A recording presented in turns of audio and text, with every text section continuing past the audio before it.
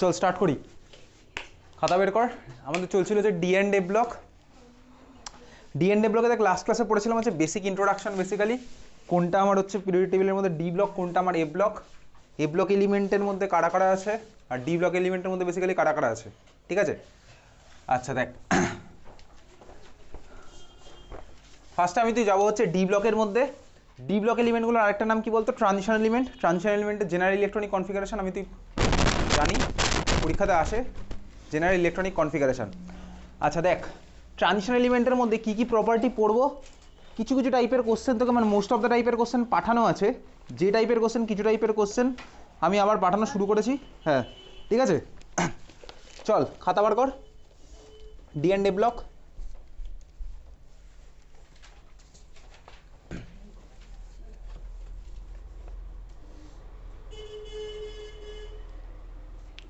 ঠিক আছে, D and A block. চল দেখ, ডি অ্যান্ড এ ব্লকের মধ্যে আমি এখন দেখবো হচ্ছে বেসিক্যালি ডি ব্লক।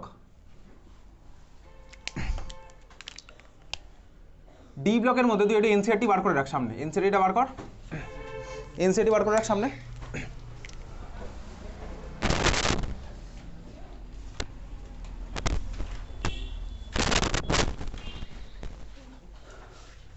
ঠিক আছে, চলে যা হচ্ছে তুই ডি ব্লকের বেসিক যে প্রপার্টিগুলো ছিল, তুই চলে যাবি হচ্ছে রেডিয়াস। ঠিক আছে, ডি ব্লকের রেডিয়াসটা বার কর। রেডিয়াসের একটা গ্রাফ দেওয়া আছে, একদম কমে গিয়ে লাস্টে দেখবো আবার উঠে গেছে, কপার আর জিঙ্কে উঠে গেছে। রেডিয়াসের গ্রাফ বার কর, বইয়ের মধ্যে খুঁজে ডি ব্লকের অ্যাটমিক রেডিয়ার গ্রাফ। তো যাই হোক দেখ, ডি ব্লকের মধ্যে আমার তোর কিছু কিছু প্রপার্টি পড়া আছে। ডি ব্লকের এলিমেন্টগুলো মানে বেসিক্যালি দেখ 3D 4D 5D, ঠিক আছে, 3D 4D 5D। 3D কারা? স্ক্যান্ডিয়াম থেকে জিঙ্ক। 4D কারা? ইট্রিয়াম থেকে ক্যাডমিয়াম। 5D হচ্ছে তারপরেরটা। 6D আমার তোর লাগে না বেসিক্যালি, কারণ হচ্ছে দেখ এটা হচ্ছে রেডিও অ্যাক্টিভ, তো এই পার্ট নিয়ে আমার তোর কিছুই নেই। 3Dর মধ্যে স্ক্যান্ডিয়াম থেকে জিঙ্ক, এই পার্ট থেকে তোর ইউজুয়ালি কোশ্চেন আসে। কি কোশ্চেন আসে দেখ, 3D ব্লকের যারা আছে তারা হচ্ছে আমার কি ফর্ম করে, তারা ফর্ম করে হচ্ছে ইন্টারস্টিশিয়াল কম্পাউন্ড। ইন্টারস্টিশিয়াল কম্পাউন্ড কেন ফর্ম করে পাঠিয়েছিলাম, তুই লিখেছিস। সেকেন্ড হচ্ছে এরা হচ্ছে সব মেটাল। আমি আরও সব বলছি ইন্টারস্টিশিয়াল কম্পাউন্ড কেন ফর্ম করে, সব কিছু বোঝাবো না। বেসিক্যালি সলিড স্টেটের ওই ফাঁকের মধ্যে বোরন, কার্বন, হাইড্রোজেন এরকম ছোটো ছোটো অ্যাটমগুলো ঢুকে ইন্টারস্টিশিয়াল কম্পাউন্ড ফর্ম করে, ঠিক আছে। আচ্ছা নেক্সট হচ্ছে দেখ, এরা যারা আছে এরা হচ্ছে সবাই প্যারাম্যাগনেটিক নেচার কেন দেখায়? প্যারাম্যাগনেটিক নেচার দেখানোর কারণ তুই জানিস, কারণ হচ্ছে এদের মধ্যে আনপেয়ার্ড ইলেকট্রন থাকে, ঠিক আছে, আনপেয়ার্ড ইলেকট্রন থাকে, ওই জন্য ওটা প্যারাম্যাগনেটিক টাইপের ট্রানজিশন মেটাল। নেক্সট এটা হচ্ছে দেখ মেটালিক ক্যারেক্টার দেখায়, অবভিয়াসলি ভাই এটা মেটালিক ক্যারেক্টার দেখাবে। এখন মেটালিক ক্যারেক্টার দেখানোর জন্য এদের মধ্যে কী হয়, ধর আমি কারো কথাটা যদি ভাবি, সাপোজ ধর ভাবছি হচ্ছে ম্যাঙ্গানিজের কথা। ম্যাঙ্গানিজ হচ্ছে আমার মেটাল। ম্যাঙ্গানিজের নর্মাল ইলেকট্রনিক কনফিগারেশন হচ্ছে 4s2 3d5, ঠিক আছে, 4s2 3d5। দেখ ডি এর মধ্যে আনপেয়ার্ড ইলেকট্রন আছে। এবার ম্যাঙ্গানিজের মানে ম্যাঙ্গানিজ মেটালের স্ট্রাকচারের মধ্যে কী হয়, আমাদের তো সলিড স্টেট কেমিস্ট্রি নেই, কি দেখবো, একটা ম্যাঙ্গানিজ অ্যাটম আরেকটা ম্যাঙ্গানিজ অ্যাটমের সাথে কিন্তু মাল্টিপল বন্ড ফর্ম করতে হবে, কারণ সবার হচ্ছে সিঙ্গেল করে ইলেকট্রন আছে, বুঝতে পারছিস তো, আনপেয়ার্ড ইলেকট্রন আছে। একটা ম্যাঙ্গানিজ অ্যাটমের আনপেয়ার্ড ইলেকট্রন আরেকটা ম্যাঙ্গানিজের আনপেয়ার্ড ইলেকট্রনের সাথে বন্ড ফর্ম করবে। ওই মেটালিক বন্ডের ডিটেলস আমাদের কিছুই নেই, কোথাওই নেই, ওকে। তো বেসিক্যালি ম্যাঙ্গানিজ বন্ড ফর্ম করে এরকম মাল্টিপল বন্ড হতে থাকবে, আমার স্ট্রং নেটওয়ার্ক ফর্ম হবে। তার মানে আমার কী হবে বলতো, এদের ক্রিস্টাল ল্যাটিস খুব ভালো পাবো, স্ট্রাকচার খুব ভালো হয়, মেটালিক স্ট্রাকচার ভালো হয়, আর মেল্টিং পয়েন্ট বয়লিং পয়েন্ট সোজা কথা হাই হবে। Melting point boiling point high হবে, যেহেতু আমার ভালো স্ট্রাকচার সলিড স্ট্রাকচার ফর্ম করছে, বুঝতে পারছিস। সলিড স্ট্রাকচার ফর্ম করার কারণ কি, কারণ মেটাল বন্ড ফর্ম করতে থাকছে এরকম পুরো নেটওয়ার্ক জুড়ে, আমার সিস্টেম জুড়ে এরকম মাল্টিপল মেটাল বন্ড ফর্ম হচ্ছে। এবার একটা মেটাল আরেকটা মেটালের সাথে 8খানা বন্ড ফর্ম করতে পারে, সেসবগুলো আমাদের নেই। রুথেনিয়াম কম্পাউন্ড গুগলে গিয়ে সার্চ করে দেখবি অনেকগুলো বন্ড ফর্ম হয়, একটা রুথেনিয়াম অ্যাটমের সাথে একটা রুথেনিয়াম অ্যাটমের সাথে। এত ডিটেলস আমার নেই, সোজা কথা হচ্ছে মেল্টিং পয়েন্ট হাই কেন, এই কোশ্চেন আসবে, ঠিক আছে। তার কারণ হচ্ছে ওই একই, আনপেয়ার্ড ইলেকট্রন বেশি থাকে বলে একটা অ্যাটম আরেকটা অ্যাটমের সাথে বন্ড ফর্ম করতে পারে, মেটাল বন্ড ফর্ম হয়, তো মেল্টিং পয়েন্ট হাই হবে, ঠিক আছে। মেল্টিং পয়েন্ট হাই হবে, এবার কি সবার হাই হবে না, সবার হাই হবে না, কার হাই হবে না, যার মধ্যে সোজা কথা আনপেয়ার্ড ইলেকট্রন নেই। যার মধ্যে আনপেয়ার্ড ইলেকট্রন নেই তার মেল্টিং পয়েন্ট হাই হবে না, কারণ কি নেটওয়ার্ক ফর্মেশনের জায়গায় নেই। যেমন ধর আমি যদি লাস্টের কথা ভাবি, 3D সিরিজের লাস্টে আছে কি বলতো, জিঙ্ক, ঠিক আছে। জিঙ্কের উপর থেকে নিচের দিকে কে আছে পিরিয়ডিক টেবিলের দিকে তাকিয়ে দেখ, জিঙ্ক, ক্যাডমিয়াম, মার্কারি। জিঙ্কের ইলেকট্রনিক কনফিগারেশন 4s2 3d10, ক্যাডমিয়ামের ইলেকট্রনিক কনফিগারেশন 5s2 4d10, এইভাবে চলছে, একটা করে বাড়ছে। দেখ এসও আমার 2খানা, ডিও হচ্ছে আমার 10খানা, সোজা কথা। সবার মধ্যে ফুলফিল্ড, কোথাও আমার সিঙ্গেল ইলেকট্রন নেই, তার মানে একটা জিঙ্কের সাথে আরেকটা জিঙ্কের মেটালিক বন্ডের কোনো চান্সই নেই, বুঝতে পারলি তো। এই জন্য জিঙ্ক, ক্যাডমিয়াম, মার্কারি এর হচ্ছে আমার সফট মেটাল মানে অন্যদের মতন অতটা ভারী না, অন্যদের মতো অত যদি হেভি নেটওয়ার্ক না হয়, তার মানে বুঝতে পেরেছিস জিঙ্ক ক্যাডমিয়াম মার্কারি হচ্ছে আমার সফট মেটাল। এই কোশ্চেন তোর স্কুলের এক্সামে আসে বা বোর্ড এক্সামে আসতে পারে, ওয়াই জিঙ্ক ক্যাডমিয়াম আর মার্কারি সফট মেটাল। রিজনটা বুঝতে পেরেছিস? জিঙ্ক ক্যাডমিয়াম মার্কারি হচ্ছে আমার সফট মেটাল। মার্কারি দেখ আমার নর্মাল রুম টেম্পারেচারে লিকুইড, মার্কারি মেটাল কিন্তু লিকুইড। তার কারণই হচ্ছে এটা, মার্কারি তো আমার বুঝতে পারছিস তো মার্কারি লিকুইড। কারো কোনো ডাউট আছে? মার্কারি যে লিকুইড দেখেছিস মার্কারিকে কোথায় দেখেছিস? থার্মোমিটারের মধ্যে দেখেছিস, ঠিক আছে?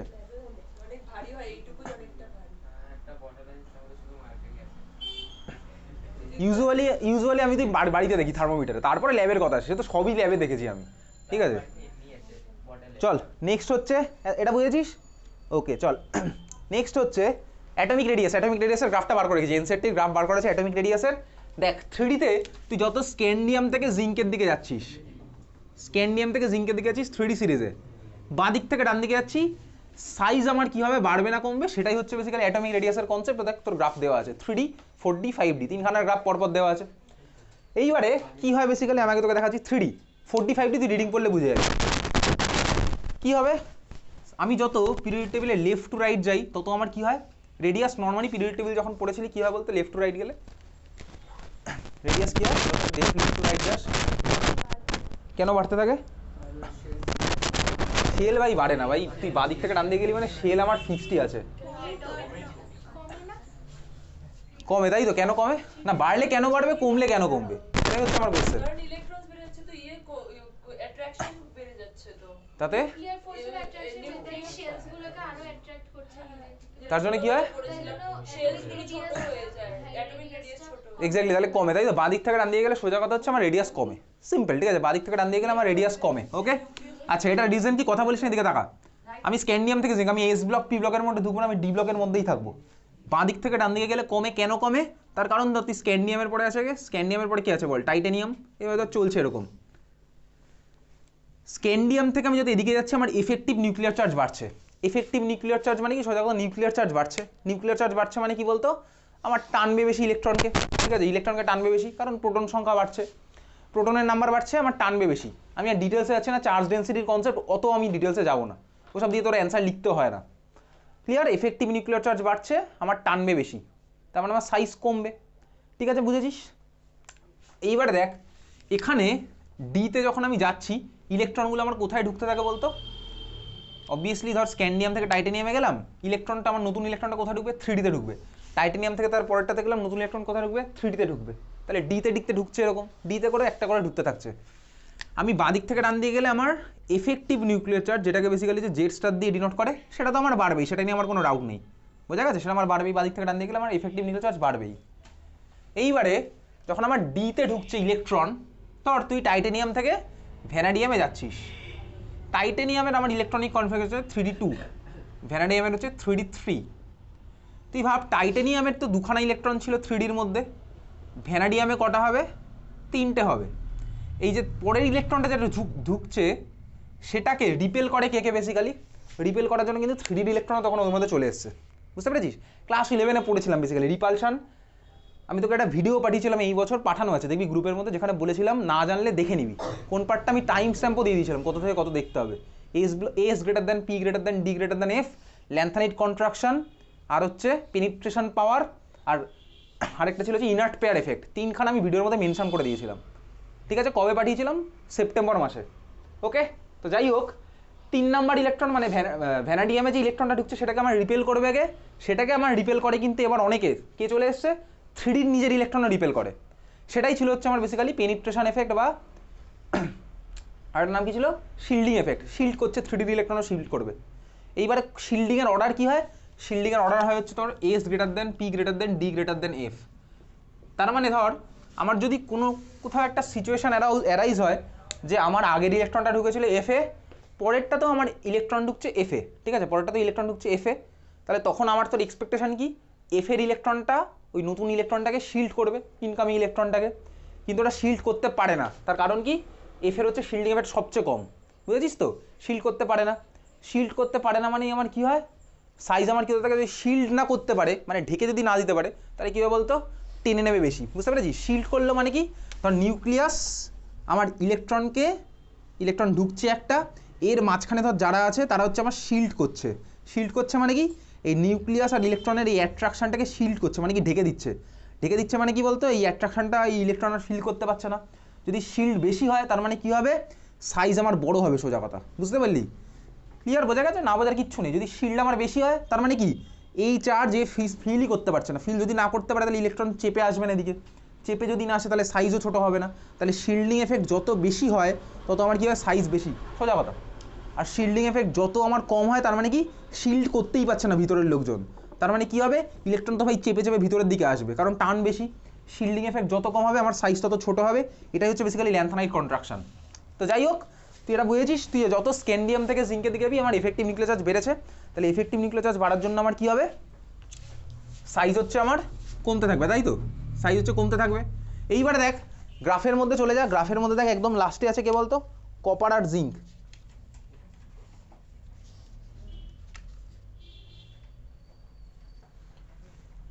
কপার জিঙ্ক দেখ, কপার জিঙ্কে একটু হালকা উপরের দিকে উঠেছে, কপার আর জিঙ্কে একটু হালকা উপরের দিকে উঠেছে, দেখতে পাচ্ছিস? আচ্ছা, তার কারণ কি দেখেছিস? কপার জিঙ্ক ওই লাস্ট দুখানা পার একটু একটু উপরের দিকে উঠেছে সবার জন্যই, ছবির মধ্যে দেখতে পাচ্ছিস। তার কারণ কি বেসিক্যালি দেখ, এইটা পুরোটাই না পুরো এক্সপেরিমেন্টাল জিনিস, তোকে এখানে কিছু কিছু জিনিস মনে রাখতে হবে, সোজা কথা। আমি বলেছি ডি অ্যান্ড এ ব্লক আর পি ব্লক কেমিস্ট্রি, যেখানে যা পড়বি তোকে কিছু জিনিস মনে রাখতেই হবে। কপার জিঙ্কে কী হবে, কপার জিঙ্কে বেসিক্যালি এক্সপেরিমেন্টাল অবজারভেশনকে এক্সপ্লেন করার জন্য এইসব থিওরি এসছে। কী হয়েছে, তোর কপার আর জিঙ্ক যখন গেলাম তখন আমি দেখলাম কি, ইনকামিং ইলেকট্রনকে রিপালশন বেশি হচ্ছে, সোজা কথা। ইনকামিং ইলেকট্রনের সাথে রিপালশন সোজা কথা বেশি হচ্ছে, ক্লিয়ার? এই লাইনটা তোর বইতে লেখা আছে। আমি যত এদিকে যাচ্ছিলাম আমি দেখছিলাম কি, এফেক্টিভ নিউক্লিয়ার চার্জ বাড়ছে, তাহলে এফেক্টিভ নিউক্লিয়ার চার্জ বাড়ছে, তাহলে সাইজ আমার কম ছিল, ঠিক আছে? এদের জন্য দেখ আমার রিপালশন ছিল, এদের মধ্যেও আমার রিপালশন ছিল, অবভিয়াসলি রিপালশন সবার জন্যই থাকবে। এতক্ষণ আমার কি হচ্ছিল বলতো, এফেক্টিভ নিউক্লিয়ার চার্জটা এই ফ্যাক্টরটাকে ওভারকাম করে যাচ্ছিল, সোজা কথা, বুঝতে পেরেছিস? ক্লিয়ার? যত আমি যাচ্ছিলাম আমার এফেক্টিভ নিউক্লিয়ার চার্জ রিপালশনকে ওভার করে যাচ্ছিল বলেই আমার আস্তে আস্তে সবার রেডিয়াস কম ছিল, ক্লিয়ার? বুঝেছিস? কপার জিঙ্কে কি দেখবো, কপারে হচ্ছে আমার রিপালশনের ফ্যাক্টরটা উল্টো হয়ে গেল। রিপালশন যদি বেঁচে যায় তাহলে কপারের সাইজ বেশি, জিঙ্কের সাইজ আরও বেশি, বোঝা গেছে? ব্যাস এনাফ। এই ডিটেলসে আমি তো এখন পিএইচডি করছি না, ডি অ্যান্ড এ ব্লক, এটা মাথায় রাখবি কিন্তু, ঠিক আছে? ওই গ্রাফটা মার্ক করে রাখবি, গ্রাফটা চিনে রাখবি। ওই গ্রাফটা হচ্ছে basically রেডিয়াসের graph, 3D 4D 5D। 4D আর 5Dর কেসটা তুই ওখানে একবার রিডিং দিবি, 4D 5Dর কেস ওখানে লেখা আছে, একবার রিডিং তোকে দিতে হবে 4D আর 5Dর কেস। ওকে, চল নেক্সট হচ্ছে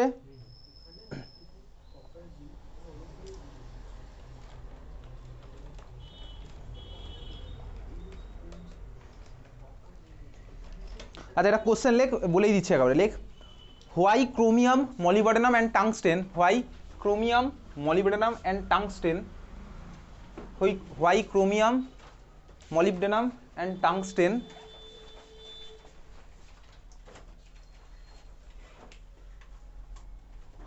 are very hard metals. Why chromium, molybdenum and tungsten are very hard metals? ঠিক আছে, লিখেছিস? Chromium, molybdenum and tungsten are very hard metals. দেখ তুই একটা জিনিস বুঝতে পারছিস, তোকে যখন এরকম মেটালিক ক্যারেক্টার নিয়ে কোশ্চেন তুলবে, তুই অ্যান্সার কিসের রেসপেক্টে দিবি বলতো? সোজা কথা আনপেয়ার্ড ইলেকট্রনের রেসপেক্টে। যেখানে যত ভালো মেটাল মেটাল বন্ড হবে সে আমার তত হার্ড হবে, বুঝতে পেরেছিস? ক্রোমিয়াম, মলিবডেনাম আর টাংস্টেন, দেখ ক্রোমিয়াম, মলিবডেনাম, টাংস্টেন কোথায় আছে? এরা আছে হচ্ছে দেখ সেম পিরিয়ডে, দেখতে পাচ্ছিস তো, সেম গ্রুপে। ক্রোমিয়াম, মলিবডেনাম, টাংস্টেন দেখ উপর থেকে নিচের দিকে আছে। খুব ভালো কথা, আমি তোকে ক্রোমিয়ামের ইলেকট্রনিক কনফিগারেশন বলছি। ক্রোমিয়ামের ইলেকট্রনিক কনফিগারেশন কত হয়? 4s1 3d5, ঠিক আছে? 4s1 3d5 ক্রোমিয়াম হচ্ছে 4s1 3d5। আনপেয়ার্ড ইলেকট্রন দেখ কটা আছে, 4sেও ভাই একটা, বা 3dতেও 5টা, সবচেয়ে বেশি। এর থেকে তুই বেশি কিছু আশা করতে পারবি না সবার মধ্যে, দেখ এর থেকে বেশি কিছু আশা করা যায় না। 4sেও একটা, আবার 3dতেও 5টা, এরকম আর তুই কাউকে পাবিই না এই পুরো সিরিজের মধ্যে। স্ক্যান্ডিয়াম থেকে জিঙ্ক আর কাউকে পাওয়া যাবে না এরকম। সবচেয়ে বেশি আনপেয়ার্ড ইলেকট্রন দেখ বেসিক্যালি ক্রোমিয়ামের মধ্যে আছে, এখানে 4sও আমার আনপেয়ার্ড, ঠিক আছে? তাহলে ক্রোমিয়ামেও থাকবে, মলিবডেনামেও থাকবে, টাংস্টেনও থাকবে। সবচেয়ে বেশি যেহেতু আনপেয়ার্ড ইলেকট্রন, ওই জন্য কী হবে, number of metal metal bond সবচেয়ে বেশি হবে। Number of metal metal bond যেহেতু সবচেয়ে বেশি, ওই জন্য হচ্ছে স্ট্রং নেটওয়ার্ক, ওই জন্য হচ্ছে সবচেয়ে হার্ড। ব্যাপারটা বুঝতে পেরেছিস? চল তাহলে খাতায় লিখে রাখ,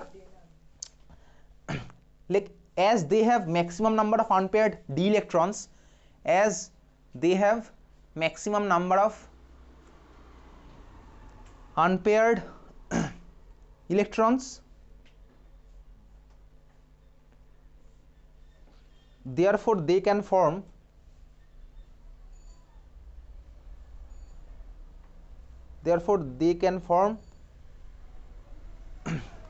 multiple number of metal bonds. Therefore they can form multiple number of metal bonds. Multiple number of metal bonds of greater strength, ঠিক আছে, of greater strength বুঝেছিস? সো তারপরে অ্যান্সার বুঝে গেছিস, so they are hard, clear?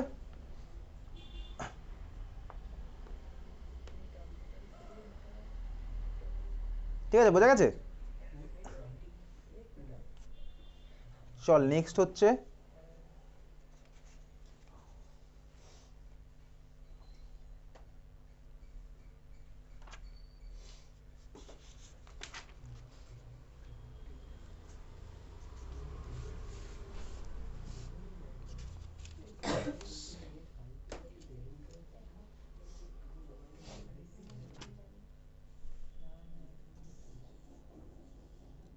আচ্ছা আরেকটা question পাঠিয়েছিলাম না, ওই why transition metals have high enthalpy of atomization, পাঠানো ছিল দেখি অনেকদিন আগে, সেপ্টেম্বরের পাঠানো question. Why transition metal forms have high enthalpy of atomization ছিল না? এনথ্যালপি অফ অ্যাটোমাইজেশন মানে কি বেসিক্যালি? অ্যাটোমাইজেশন মানে হচ্ছে সোজা কথা, তুই মেটাল আমার কোন কন্ডিশনে রয়েছে, সব ট্রানজিশন মেটাল মানে এদের মধ্যে মেটাল বন্ড আছে। এনথ্যালপি অফ অ্যাটোমাইজেশন মানে ওরা যে নেটওয়ার্কে আছে এখন ভেঙে দিয়ে, ওদের মধ্যে ফোর্স অফ অ্যাট্রাকশনকে ভেঙে দিয়ে যেটা সিঙ্গেল অ্যাটমে কনভার্ট করতে যে অ্যামাউন্টের এনথ্যালপি চেঞ্জ হবে সেটা হচ্ছে আমার এনথ্যালপি অফ অ্যাটোমাইজেশন। বুঝেছি এনথ্যালপি অফ অ্যাটোমাইজেশন মানে কি? এনথ্যালপি অফ অ্যাটোমাইজেশন মানে হচ্ছে, ধর আমি তোকে যদি বলি, তোর কাছে হচ্ছে হাইড্রোজেন মলিকুল, ঠিক আছে, তুই এটা ভেঙে দিয়ে তুই এটাকে কনভার্ট করবি হাইড্রোজেন অ্যাটমে, দুখানা হাইড্রোজেন অ্যাটম পাবো। এই প্রসেসটা তোকে করতে গেলে যে অ্যামাউন্টের এনথ্যালপি চেঞ্জ হবে সেটা হচ্ছে আমার এনথ্যালপি অফ অ্যাটোমাইজেশন। অ্যাটমে একটা কনভার্ট করতে গেলে যে অ্যামাউন্টের এনথ্যালপি সেটা হচ্ছে আমার এনথ্যালপি অফ অ্যাটোমাইজেশন। বোঝা গেলে? ক্লিয়ার? এনথ্যালপি মানে heat supply at constant pressure, তো ক্লাস 11 থার্মোডাইনামিক্স, ঠিক আছে? তো যাই হোক, তুই এনার্জি টার্মে মনে রাখতে পারিস, খাতায় লিখবি এনথ্যালপি, বুঝলি? এটা হচ্ছে আমার এনথ্যালপি অফ অ্যাটোমাইজেশন। এখন দেখ, তোর ট্রানজিশন মেটালগুলো আমার বেসিক্যালি কী ফর্ম করে থাকে দেখতে পারলি, এইমাত্র মেটাল সব একটা নেটওয়ার্ক ফর্ম করে রয়েছে।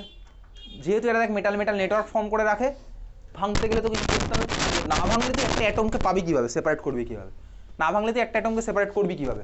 তোকে তো ভাঙতে হবে একটা অ্যাটম পাওয়ার জন্য, ভাঙতে গেলে তোকে বেশি এনার্জি দিতেই হবে। তার কারণ কি ভাই, এরা স্ট্রং নেটওয়ার্ক ফর্ম করে রয়েছে। তাহলে এদের আমার কী হবে বলতো, ওই জন্য এনথ্যালপি অফ অ্যাটোমাইজেশন হাই। এটাই তোর ওই কোশ্চেনের অ্যান্সারের মধ্যে লেখা ছিল। এই কোশ্চেন কিন্তু এটাকে বোর্ড এক্সামে এসছে, বুঝেছিস নাকি বুঝিস নি? এনথ্যালপি অফ অ্যাটোমাইজেশন হাই, বুঝলি? আচ্ছা, নেক্সট হচ্ছে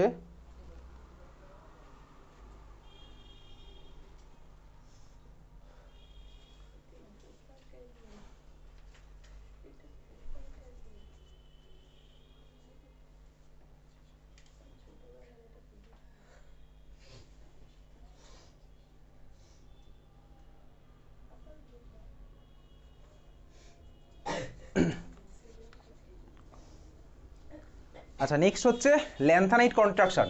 ল্যান্থানাইট কন্ট্রাকশন পাঠিয়েছিলাম না? ল্যান্থানাইট কন্ট্রাকশন মানে কি বেসিক্যালি? দেখ, ল্যান্থানাইট কন্ট্রাকশন হচ্ছে, আমি পিরিয়ড টেবিলের একটা পার্ট আঁকছি, কোন পার্টটা?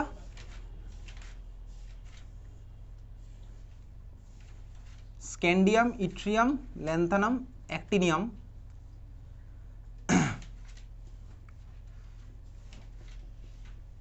আর আমি আঁকলাম না কিছু। কোথা থেকে গেছিস? জাস্ট আমি গ্রুপ নাম্বার 3 আর 4 আঁকলাম। ল্যান্থানামের পরে কজন আছে আর অ্যাক্টিনিয়ামের পরে কজন আছে বল? 14 জন করে আছে, তাই তো? ল্যান্থানামের পরে 14 জন হয়, তারপরে হ্যাফনিয়াম, অ্যাক্টিনিয়ামের পরে 14 জন হয়, তারপরে রাদারফোর্ডিয়াম বেসিক্যালি। ওকে, তোর পরীক্ষা থেকে কোশ্চেন আসে, which one is the first 3D element, পারবি তো লিখতে? ফার্স্ট, সেকেন্ড, থার্ড পারবি, এসব লিখতে পারবি। 3Dর মধ্যে ফার্স্টকে বেসিক্যালি স্ক্যান্ডিয়াম, 3Dর মধ্যে সেকেন্ডকে টাইটানিয়াম, এসব কিন্তু তোর আসতে পারে। স্ক্যান্ডিয়াম থেকে জিঙ্ক ভাই তোকে আসতেই মনে রাখতে হবে, স্ক্যান্ডিয়াম থেকে জিঙ্ক, ঠিক আছে? যাই হোক, এবারে দেখ ল্যান্থানাইট কন্ট্রাকশন মানে কি বেসিক্যালি? তো এটা হচ্ছে বেসিক্যালি ল্যান্থানামের পরে যে 14 জন আছে তাদের প্রপার্টি আমার কি হয়, ল্যান্থানামের সাথে সিমিলার। তাই এখানে তো 14টা আমার আছে, ঠিক আছে? 14 জন এখানে টোটাল আছে। ল্যান্থানামের পরেই ঠিক কে আছে বলতো? ল্যান্থানামের ঠিক পরেই কে আছে? ল্যান্থানামের পরে অ্যাটমিক নাম্বার ওয়াইজ, মানে তোকে যদি বলে, আগের দিন বলেছিলাম কিন্তু মনে রাখতে, এফ ব্লক এলিমেন্টের মধ্যে ফার্স্ট এলিমেন্টের নাম কি? এফ ব্লক এলিমেন্টের মধ্যে ফার্স্ট এলিমেন্টের নাম কি? সিরিয়াম, ঠিক আছে, সি মনে রাখতে বলেছিলাম, ফার্স্ট লাস্ট। সিরিয়াম থেকে কে বলতো লাস্টেরটাকে? লুটেশিয়াম, সিরিয়াম লুটেশিয়াম, ঠিক আছে। এটা হচ্ছে আমার ল্যান্থানামের জন্য। আচ্ছা, তোকে যদি বলে অ্যাক্টিনিয়ামের পরে কে আছে বেসিক্যালি? থোরিয়াম, তাই তো? আর এইগুলো জিজ্ঞেস করে না, থোরিয়াম সাধারণত জিজ্ঞেস করে না, আর এদিকে আছে লরেন্সিয়াম, এটাও জিজ্ঞেস করে না। ক্লিয়ার, বুঝলি? আচ্ছা, এইবারে দেখ সিরিয়াম থেকে লুটেশিয়াম, এরা আমার কোন ব্লক এলিমেন্ট বেসিক্যালি? এরা হচ্ছে আমার এফ ব্লক এলিমেন্ট, এরা পুরোটা আমার এফ ব্লক এলিমেন্ট। ওকে, ঠিক আছে। আচ্ছা দেখ, তোকে পরীক্ষাতে কোশ্চেন করতে পারে এই এলিমেন্টগুলোকে কী কী নামে ডাকে, ভালো করে দেখবি। ডি ব্লক এলিমেন্টগুলোর নাম তো হচ্ছে আমার ট্রানজিশন এলিমেন্ট। ডি ব্লক মানে ট্রানজিশন এলিমেন্ট, মুখস্থ করে ফেলেছিস। এদেরকে বলে হচ্ছে, এফ ব্লককে কী বলে বলতে? এদেরকে বলে হচ্ছে inner transition element. Inner transition কিন্তু এরা। ডি ব্লক মানে তার মানে সোজা কথা ট্রানজিশন মেটাল, আর এফ ব্লক মানে হচ্ছে inner transition metal. D block মানে ট্রানজিশন মেটাল, এফ ব্লক মানে হচ্ছে ইনার ট্রানজিশন মেটাল। বুঝেছিস?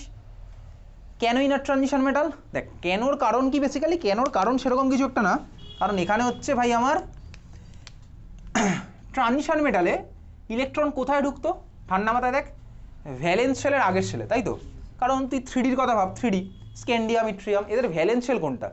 ভ্যালেন্স শেল তো 4s, ভ্যালেন্স শেল তো 4s। ইলেকট্রন ঢুকতো কোথায়? 4-1-এ। 4-1 মানে 3Dতে ঢুকতো। বুঝতে পেরেছিস? কারো কোনো কষ্ট হচ্ছে না, বুঝতে পারছি। ইনার ট্রানজিশন মেটালে ইলেকট্রন কোথায় ঢোকে বলতো? আগেরটাতে। আবার আগেরটা দেখ, ইনার ট্রানজিশন এফে ঢুকবে। তুই বল সিরিয়াম, এদের জন্য এফ কোনটা?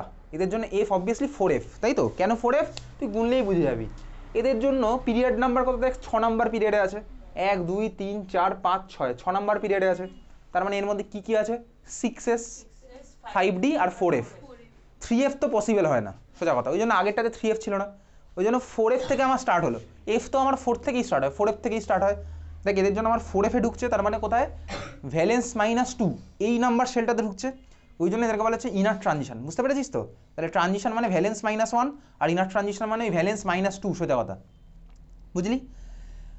ক্লিয়ার? তিনখানা শেল, কি কি শেল? ধর নিউক্লিয়াসের তিনখানা শেলকে কি বলে? দেখ, এদিকে তাকা, একদম লাস্টেটাকে বলা হচ্ছে ভ্যালেন্স শেল, তাই তো? ওকে, তার আগের শেলটাকে জানিস কি বলে? ভ্যালেন্স শেলের আগের শেলটাকে জানিস কি বলে? একটাকে বলা হচ্ছে পেনাল্টিমেট শেল, তার আগেরটাকে বলা হচ্ছে পেনাল্টিমেট শেল, ঠিক আছে? ভ্যালেন্স শেলের আগের শেলটাকে বলা হচ্ছে পেনাল্টিমেট শেল। তো ঠিক আছে, সেটা তো না জানলেও চলবে। তো যাই হোক, তুই বুঝেছিস এফ ব্লকে আমার ইলেকট্রন ঢুকছে ভ্যালেন্স -2, এই শেলটাতে ঢুকছে। ওকে, আচ্ছা, এফ ব্লকের মধ্যে এবার দেখ, এদিকে তাকা, সিরিয়ামের পরে কে আছে বেসিক্যালি? সিরিয়ামের পরে আছে হচ্ছে প্রোমেথিয়াম, ঠিক আছে? সরি, সিরিয়ামের পরে প্রোট্যাক্টিন, ভুলে গেছি, প্যাসিডোমিয়াম, নিওডিমিয়াম, ঠিক আছে? প্রোমেথিয়াম, ওটা তোর এই মুহূর্তে না মনে রাখলেও চলবে। সিরিয়ামের পরে যে আছে সেখানেও আমার ইলেকট্রন ঢুকছে, কিন্তু আমার এফের মধ্যে। বুঝতে পেরেছিস? তাহলে বলতো এই সিরিয়ামের পরের যে মেম্বারটা, সেই ইলেকট্রনটা যখন ঢুকছে ওখানে, ওকে রিপেল করবে কে? সোজা কথা, 4f-এ দেখ, সিরিয়ামে আমার একটা ইলেকট্রন ঢুকেছিল, তাই তো? সিরিয়ামে তো আমার 4f-এ একটা ইলেকট্রন আছে, এটা নিয়ে কারো কোনো ডাউট নেই তো? ল্যান্থানামের পরে আমার আছে সিরিয়াম, সিরিয়াম আমার এফ ব্লক এলিমেন্ট, তার মানে সিরিয়ামের আমার প্রথম ইলেকট্রন কোথায় ঢুকেছে? এফে ঢুকেছে। বুঝেছিস? খুব ভালো কথা। সিরিয়ামের পরে যে আসছে সেও আমার এফ ব্লক এলিমেন্ট, সেখানে তাহলে পরে ইলেকট্রন কোথায় ঢুকবে? এফে ঢুকবে। সেই এফের যে ইলেকট্রনটা ঢুকছে ওটাকে রিপেল কে করবে? আগের এই 4f-এর ইলেকট্রনটা। সিম্পলি, বুঝেছিস? রিপেল করার কথা, তাই তো? কথা ঠিক আছে। তার মানে সবাই এক্সপেক্ট করেছিল কি বলতো, এই 4f-এর ইলেকট্রনটা রিপেল করবে, সেটাই তো আমার শিল্ডিং এফেক্ট ছিল, সোজা কথা। শিল্ড মানেই তো রিপেল করছে, মানে ভিতরেরটা শিল্ড করে রেখে দিয়েছে যাতে বাইরেরটা ঢুকতে না পারে, ওটাই তো রিপেল করা। সিম্পলি, বুঝতে পারছিস তো? কিন্তু 4f-এর আমার কী বলতো, শিল্ডিং এফেক্ট সবচেয়ে কম। 4f-এর আমার শিল্ডিং এফেক্ট সবচেয়ে কম। শিল্ডিং এফেক্টের অর্ডার তুই ক্লাস 11-এ মুখস্থ করেছিস, ক্লাস 12-এ তোকে পড়তে বলেছিলাম, S > P > D > F। এফের আমার শিল্ডিং এফেক্ট সবচেয়ে কম, তার মানে এফের উপর আমার এক্সপেকটেশন ছিল হচ্ছে রিপেল করবে, কিন্তু শিল্ড করতে পারলো না। বুঝতে পেরেছিস? শিল্ড যদি করতে না পারে তার মানে কি হবে? শিল্ড করতে পারেনি, তার মানে কি হবে? মাঝের কাজ, জিনিসপত্র কাজ করলো না, শিল্ড করতে পারলো না, তার মানে কি হবে? সাইজ আমার ছোট হবে, সোজা কথা। এই জন্য সিরিয়ামের পরে যেই গেলাম, সাইজ আমার কি হলো? ছোট হলো। ওর পরে আবার গেলাম, সাইজ আমার আরও ছোট হলো। বুঝতে পারছিস? তার মানে এইভাবে যত যেতে থাকছে আমার সাইজ কী হচ্ছে বলতো? ছোট হতে থাকছে। তার মানে সাইজ আমার আস্তে আস্তে কী হচ্ছে? ডিক্রিজ করতে থাকছে। তার কারণ হচ্ছে কি, poor shielding of F orbital. বোঝা গেল, poor shielding of F orbital, বুঝেছিস? এই জন্য আমার কি হলো, রিপেলশনের কোনো গল্পই নেই এখানে। তাহলে সাইজ যেহেতু ছোট হচ্ছে, এটাকেই বলেছে ল্যান্থানাইট কন্ট্রাকশন, এটাকেই বলে ল্যান্থানাইট কন্ট্রাকশন। ল্যান্থানাইটে যদি বাঁ দিক থেকে ডান দিকে যাবি, সাইজ আমার ছোট হতে থাকে, এটাই হচ্ছে আমার ল্যান্থানাইট কন্ট্রাকশন। তার মেন রিজনটা কি? তার মেন রিজন হচ্ছে এটাই, poor shielding of F orbital. বুঝলি ব্যাপারটা, বুঝেছিস? নেক্সট হচ্ছে দেখ, একই জিনিস আমি অ্যাক্টিনিয়াইটের ক্ষেত্রেও একই জিনিস দেখবো। ল্যান্থানাইটের জন্য বোঝা গেছে, অ্যাক্টিনাইটের জন্য আমি একই জিনিস দেখবো। আচ্ছা বাই দ্য ওয়ে, ল্যান্থানাম কিন্তু আমার ল্যান্থানাইট সিরিজের মধ্যে নেই। ল্যান্থানাম কিন্তু আমার ডি ব্লক এলিমেন্ট, ওই যে এলে, যেটা তুই পিরিয়ড টেবিল দেখে ভাববি না এখানে সবুজ কালি বলে এটা ল্যান্থানাম না ভাই, এটা ভুল হতেই পারে, পিরিয়ড টেবিলে ভুল দেওয়া আছে, এটা তো কলেজ স্ট্রিট থেকে কেনা, ঠিক আছে? তুই আইইউপিএসসি ওয়েবসাইটে গিয়ে পিরিয়ড টেবিল ডাউনলোড করবি, সেখানে তুই দেখবি এই কালার নেই, কিন্তু অরিজিনাল জায়গা থাকে, গুগল থেকে ডাউনলোড করবি না, আইইউপিএসসির ওয়েবসাইটে গিয়ে ডাউনলোড করবি, যেটা অরিজিনাল পিরিয়ড টেবিলের সোর্স, ঠিক আছে? তাহলে সিরিয়াম থেকে কিন্তু আমার বেসিক্যালি স্টার্ট হয়। একইভাবেই দেখ পরেরটা আমার যেটা আছে, থোরিয়াম থেকে আমি যাচ্ছি লরেন্সিয়ামের দিকে, একই জিনিস অবজার্ভ করো। ওখানে আমার কোন এফ এর মধ্যে খেলা হচ্ছে, 5F এর মধ্যে খেলা হবে, বুঝতে পেরেছিস? ওর পরেরটা আমার 5F এ খেলা হবে, ওখানে আমি একই জিনিস দেবো, ওখানে আমি ওটাই কী বলে, অ্যাক্টিনাইট কন্ট্রাকশন, অ্যাক্টিনাইট কন্ট্রাকশন, বুঝলি? আচ্ছা এবার আলাদা আলাদা নামগুলো কী কী আছে দেখ। ল্যান্থানামের পরের 14 জন ওদেরকে কী বলে, ল্যান্থানাইডও বলে, ল্যান্থানয়েডও বলে, আইডিও বলে, ওআইডিও বলে। ল্যান্থানাইড ল্যান্থানয়েড একই জিনিস, বাট ল্যান্থানাম আর ল্যান্থানাইড আলাদা জিনিস, বুঝেছিস তো? অ্যাক্টিনিয়াম এসি, অ্যাক্টিনিয়ামের পরের 14 জনকে কী বলে, অ্যাক্টিনাইডও বলে, আবার অ্যাক্টিনয়েডও বলে, একই ব্যাপার, বুঝতে পেরেছিস? কিন্তু অ্যাক্টিনিয়াম কিন্তু আমার অ্যাক্টিনাইট সিরিজের মধ্যে না, ঠিক আছে? বোঝা গেছে? যাই হোক চল, তাহলে বুঝলি তো ল্যান্থানাইট কন্ট্রাকশন বোঝা গেল। এবার এই ল্যান্থানাইট কন্ট্রাকশন আমি এই যারা মেটালগুলো আছে ওদের আয়নিক স্টেটেও দেখতে পাবো। আয়নিক স্টেট মানে কি বুঝতে পারছিস? আয়নিক স্টেট মানে ধর আমি ইলেকট্রন বার করে নিয়েছি, সিম্পলি বুঝতে পারছি ইলেকট্রন বার করে নিয়েছি, ওদের আয়নিক স্টেটও আমি দেখতে পাবো ল্যান্থানাইট কন্ট্রাকশন, বুঝলি তো? ঠিক আছে, তো ল্যান্থানাইট কন্ট্রাকশনের জন্য এবার এফেক্টটা কী হয়, মেন যে এফেক্টটা দেখ, মেন এফেক্ট হচ্ছে, এদিকে তাকা, আমি ইট্রিয়াম থেকে এদিকে দেখ, খাতায় ফাতায় লিখতে হবে না এখন, আমি ইট্রিয়াম থেকে ধর ল্যান্থানামে গেছি, বুঝতে পেরেছি? ইট্রিয়াম থেকে ল্যান্থানামে গেলাম, মানে গ্রুপ বরাবর আমি উপর থেকে নিচের দিকে আসছি। তাহলে ইট্রিয়াম থেকে ল্যান্থানামে আসলে আমার সাইজ কী হবে, বাড়বে না কমবে? তুই বাকিদের কথা ছেড়ে দে, তুই ইট্রিয়াম আর ল্যান্থানামের কথা ভাব, সাইজ কী হবে, বাড়বে না কমবে? গ্রুপ ওয়াইজ উপর থেকে নিচের দিকে গেলে আমার সাইজ বাড়ে, তার কারণ কি, শেল বাড়ে, সোজা কথা। ইট্রিয়াম ছিল হচ্ছে কত নাম্বার শেলে, ইট্রিয়ামের কটা শেল আছে, 5টা শেল আছে, তাই তো? এটা হচ্ছে দেখ 5S বেসিক্যালি, 5টা শেল, 1 2 3 4 5, 5টা শেল। ল্যান্থানামে আমার কটা শেল, 6টা শেল, বুঝতেই পারছিস, 5 আর 6-এর মধ্যে 6টা শেল, সাইজ বেশি। তাহলে একইভাবে জিরকোনিয়াম থেকে হ্যাফনিয়ামে গেলাম, জিরকোনিয়াম থেকে হ্যাফনিয়ামে গেলাম, তো এক্সপেকটেশন একই। জিরকোনিয়ামে আমার কটা শেল আছে, জিরকোনিয়ামে কটা শেল, পিরিয়ড টেবিল দেখে বল, কোনো চাপের কিছু নেই, কটা শেল আছে জিরকোনিয়ামে? আমি কি পিরিয়ড টেবিল? হ্যাঁ, 5টা শেল আছে। হ্যাফনিয়ামে কটা শেল আছে, 6টা শেল আছে।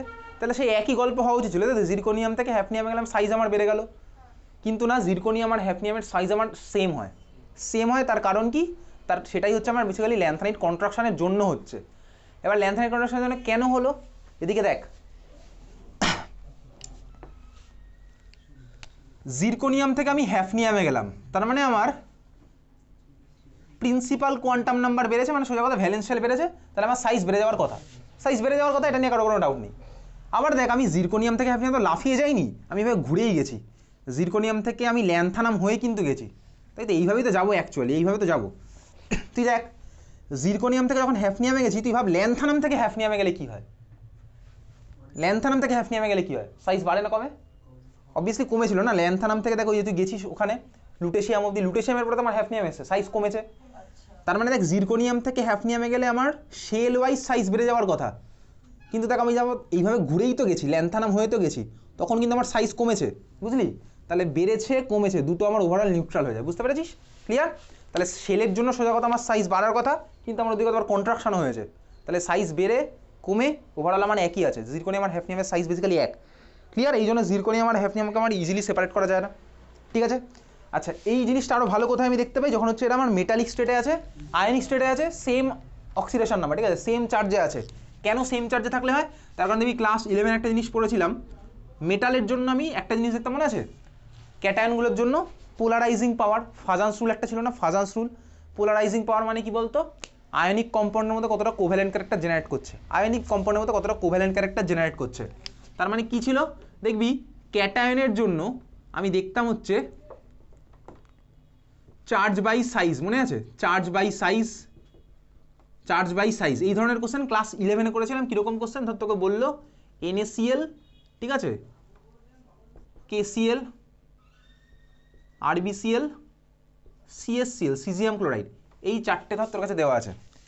ওকে, ধর LiClও আছে, ছেড়ে দে, চারজনের কথাই ভাব। চারটেই আমার কি আয়নিক কম্পাউন্ড না কোভ্যালেন্ট কম্পাউন্ড, এর আগে আমায় বল। Ionic compound. সবাই কিন্তু সেম এক্সটেন্টে আয়নিক না, কেউ বেশি আয়নিক, কেউ কিন্তু কম আয়নিক। এগুলো ক্লাস 11-এ করতাম কেমিক্যাল বন্ডিং চ্যাপ্টারের মধ্যে। কীভাবে করতাম বলতো মেজারমেন্ট, দেখ এখানে আমার সব কটা মেটাল আলাদা। কী কী মেটাল আছে এখানে, Na+, K+, Rb+ আর CS+। অ্যানায়নগুলো তো আমার সব কটা ফিক্সড, Cl-। তার মানে এখানে আমি কনক্লুশন সোজা কথা অ্যানায়ন দিয়ে ড্র করতে পারছি না, বুঝলি তো, অ্যানায়ন দিয়ে ড্র করা যাবে না। কাকে দিয়ে ড্র করবো হচ্ছে দেখ এই মেটালগুলো দিয়ে।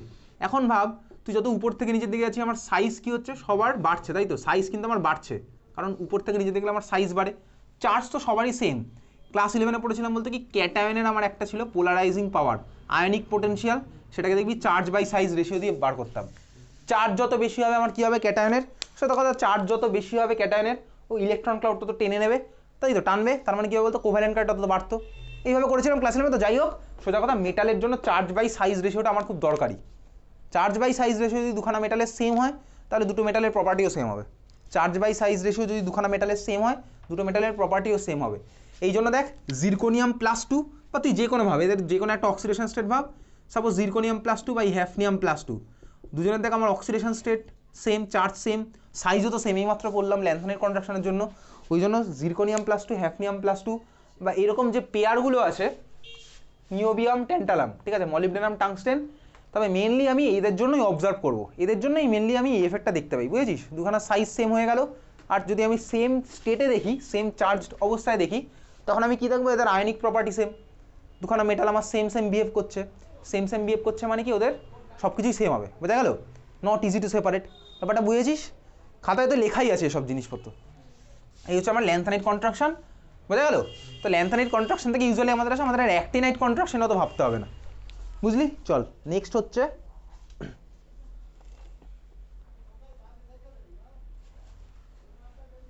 আচ্ছা, নেক্সট হচ্ছে ইলেকট্রোড পোটেনশিয়াল। খাতায় এবার লিখতে, এটা হেডিং দে, electrode potential and stability of oxidation state.